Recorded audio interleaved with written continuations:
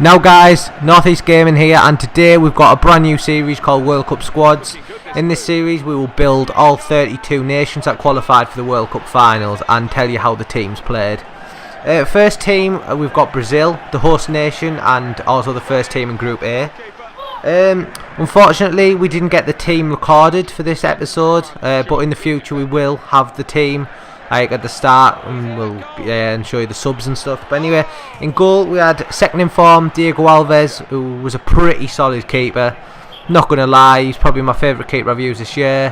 However, for a cheap team, definitely go for Julio Cesar, who's like much better than his non-in form. Right back is team of the year Dani Alves. He currently is going for about 525 grand, and whether he's worth that I'm not too sure. Whether there's much of an improvement on his non-in form, because his non-in form is so good. He offers great going forward and sitting back. Despite his high-low work rates, he does get back quite a bit. Centre half, you've got team of the year TOTY Silva, who was a pretty solid centre half. 490 grand is pretty good for him, and yep, I would definitely buy him if you can. The other centre half is David Luiz. Very overrated this year. He was really good last year, but obviously pace was so important last year, where this year it's not. For the price, you could buy like a Dante or Ronaldo for a lot cheaper, and will do a much better job. Same with Marcelo at left back. Again, very overrated this year. I really dislike him, and I would much rather have used Felipe Luis.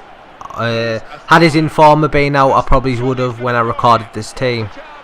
CDM, another player who was completely wasted in this squad, was inform Fernandinho. 180,000 coins, and he just wasn't involved. Whether it's a CDM thing and 4-1-2-1-2 that I keep going on about, but yeah, he's just not involved at all. So I couldn't really tell you how he played because he wasn't in the game at all. Right midfield, inform Hulk.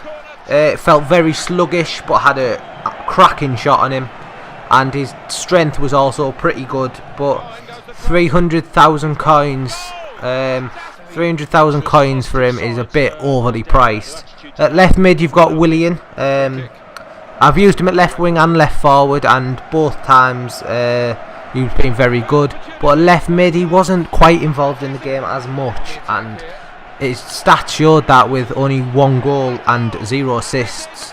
But he was involved in the game in parts, but never in key build-up play. So for me, I'd go for a cheaper alternative.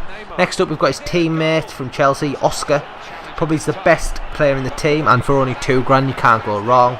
He scored 12 goals and got 15 assists in just 10 matches, which just shows how influential in the game he was. He's got a pearl of a shot, and yeah, very good player. Strikers, you've got informed Diego Costa. For me, very poor, but everybody else seems to like him. He's got 93 strength and 96 finishing, I believe, and he goes for about 360 grand, which is way overpriced.